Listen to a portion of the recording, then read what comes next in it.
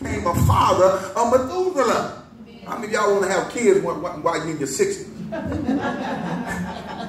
That would be very interesting. He's 65 and became the father of Methuselah. And after he became the father of Methuselah, Enoch walked with God 300 years and had other sons and daughters.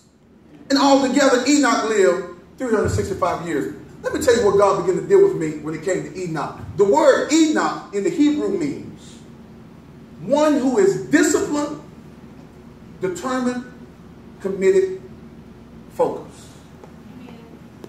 Look at somebody say determined, disciplined, focused. Saints of God, in this hour, we're going to have to be determined, disciplined, focused. Bible declares that he had a son at 65. He gave birth, or he didn't give birth, but he was the seed carrier, the seed depositor of a seed that produced a son at a very old age. Some of you got to understand that God can cause you to redeem the time. Just because you missed out on certain opportunities does not mean that you still don't have an opportunity to walk in the covenant blessings of the Lord. Come on, Pastor. And as we look at this text, saints of God, he walked with God, which means that he took steps with him, which means that he had to go through different phases in his walk with God, which means sometimes he didn't feel like pressing his way, but he kept on going, which means sometimes he was sick, but he kept on going, which means sometimes he was discouraged, but he kept on going. He walked with God. It was a continuous walk. Look at somebody say, you have to keep pressing. You have to keep pressing. Come on, say it with some power. Say, you have to keep pressing. You have to keep pressing. The Bible declares here, he walked with God, then he was no more because God took him. Amen. We have some seats up here, amen, for him. Amen. If they want to sit up front, praise the Lord. Hallelujah. Somebody say glory. Amen. He walked with God and God took him. How many of you are ready for God to take you to a new place? Walk with God and God elevated him. Amen. Because Enoch understood the power of covenant. When you understand the power of covenant, you do not just come to a church because, you know, the music is good. Amen. You don't just come to the church because, you know, your friends go there. You don't just come to the church because you want to only receive something and not wanting to dedicate and commit to the vision of where you are. You come because you understand that you're in covenant with God. You have an agreement with him. Come on, Pastor. When the saints, when the church, when you understand the power of God's covenant, everything in your life will begin to line up with his word. After he had lived 65 years, man of God, he became the father. He was qualified for promotion after he had suffered and experienced life. The problem with this generation is a lot of people want to do things overnight. Want to be a microwave success. They don't want to sit down and hear nobody. They don't want nobody to tell them anything. Amen. Amen. I understand that my mother has been through more than me. And though I may be her pastor, I'm still humble enough to hear her. Come on, Pastor. Because her experiences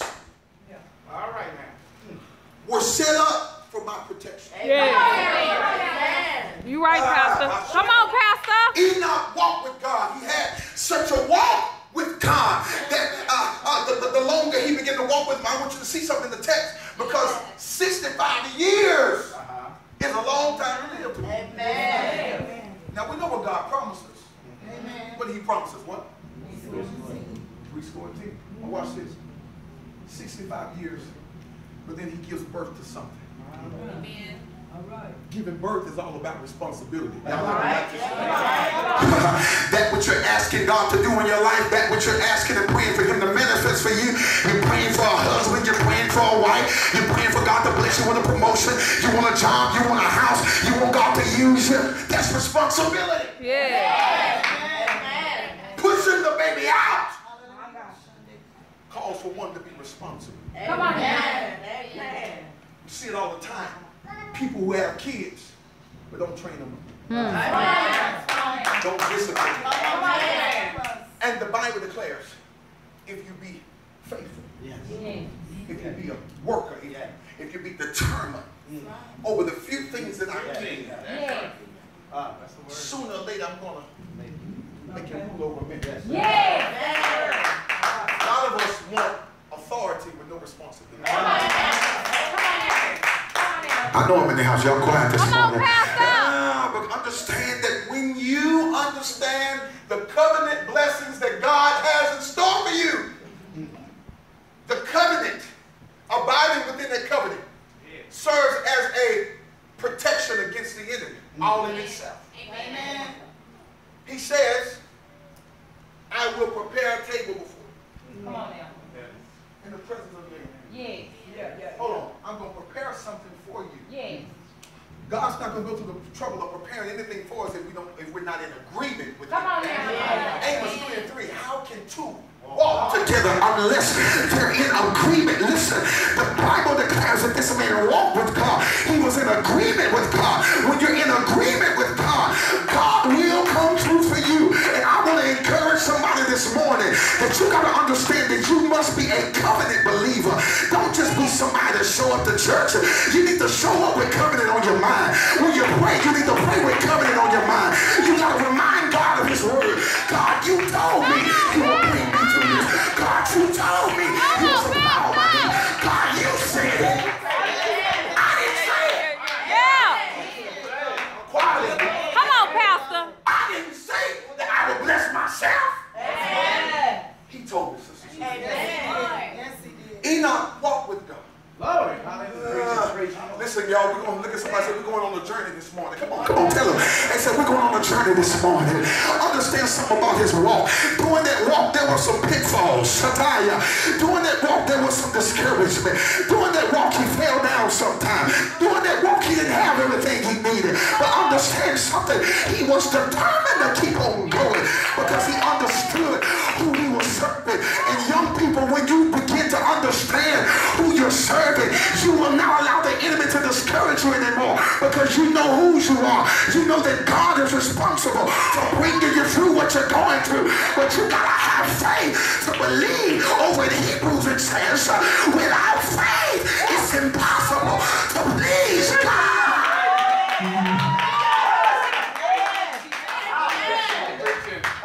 There are 365 days in a year.